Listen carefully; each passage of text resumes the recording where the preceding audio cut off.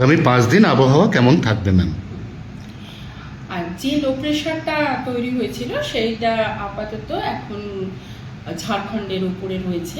এছাড়া মনসুন ট্রাফও মোটামুটিভাবে ফিরোজপুর থেকে শুরু করে রোহতাক, কোড়াই, সিদ্ধি এই সমস্ত জায়গার মধ্যে দিয়ে ওই লো প্রেশার ঝাড়খণ্ডের ওখান থেকে একেবারে সমুদ্র পর্যন্ত, ইস্ট সেন্ট্রাল বে অফ বেঙ্গল পর্যন্ত বিস্তৃত রয়েছে। এবং একটি আপার এয়ার সার্কুলেশন হয়েছে যেটা আপাতত নর্থ ওয়েস্ট বে অফ বেঙ্গলের উপরে রয়েছে এবং আগামী 48 ঘন্টার মধ্যে আশা করা হচ্ছে সেটি একটি নিম্নচাপে পরিণত হবে, লো প্রেশারে পরিণত হবে। এই যে লো প্রেশারটা নতুন করে তৈরি হবে, এর প্রভাবে আমরা আমাদের দক্ষিণবঙ্গে আবার ভারী, অতি ভারী, ভারী থেকে অতি ভারী এবং অত্যন্ত ভারী বৃষ্টিপাত পাবো। সেইগুলোর ডিটেলসে এবার আমরা আসছি।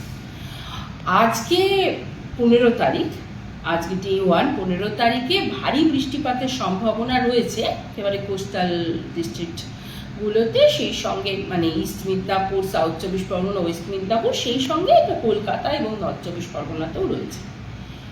আগামীকাল ওই লো প্রেশার সার্কুলেশনটা রয়েছে, সেইটা লো প্রেশার হওয়ার সম্ভাবনা আগামী 48 ঘন্টার মধ্যে। তো আগামীকাল ওই সার্কুলেশনের যে ইন্টেন্সিটি সেটা আরও কিছুটা বাড়বে।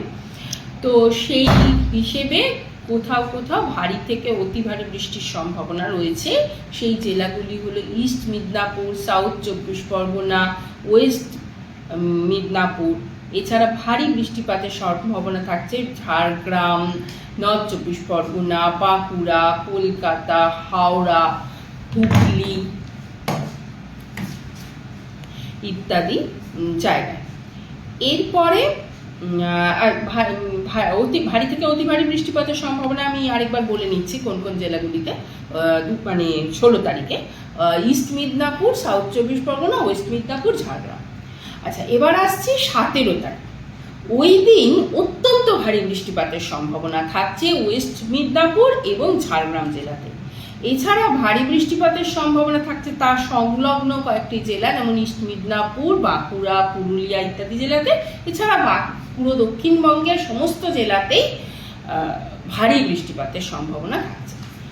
আর 18 তারিখ আবার আস্তে আস্তে কমের দিকে, মানে ওই লো প্রেশারটা আস্তে আস্তে ওয়েস্টের দিকে মুভ করবে, ওয়েস্ট নর্থ ওয়েস্টের দিকে মুভ করবে।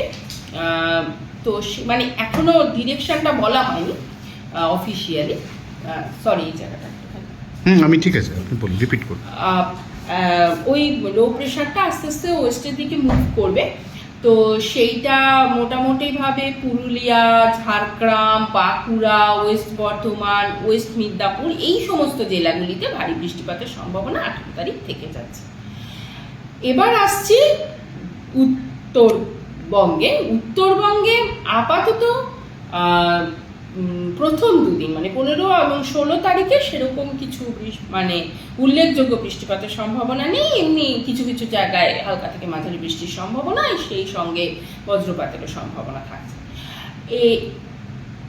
আর 15, 16, 17 তারিখ থেকে আবার ভারী বৃষ্টিপাতের সম্ভাবনা উত্তরবঙ্গে কিছু কিছু জায়গায় থাকছে। 17, 18, 19, 20 এবং 21 প্রত্যেক দিনই 2-1 জায়গায় ভারী বৃষ্টিপাতের সম্ভাবনা।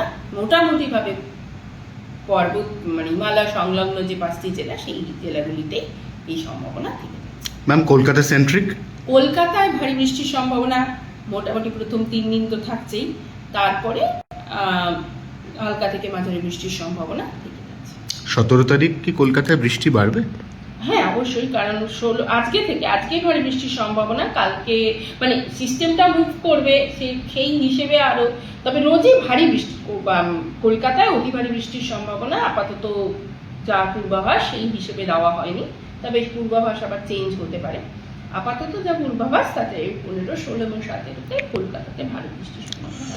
নতুন করে যে নিম্নচাপ জন্ম নিতে চলেছে 48 ঘন্টার মধ্যে, তার জেরে ফিশারম্যানদের জন্য কোনো অ্যালার্ট আছে? হ্যাঁ, ফিশারম্যানদের জন্য আগামী 4 দিন নিষেধাজ্ঞা জারি করা হয়েছে। তারা যেন ওয়েস্ট বেঙ্গল এবং উড়িষ্যা সংলগ্ন যে মানে কোস্ট এবং তার সংলগ্ন যে গভীর সমুদ্র সেখানে না যায়। আরও ভালো ভালো খবর দেখতে সাবস্ক্রাইব করুন বাংলা হান্টের ইউটিউব চ্যানেল। বাংলা হান্টের আরও খবর দেখতে নজর রাখুন। বাংলা খবর মানেই বাংলা হান্ট।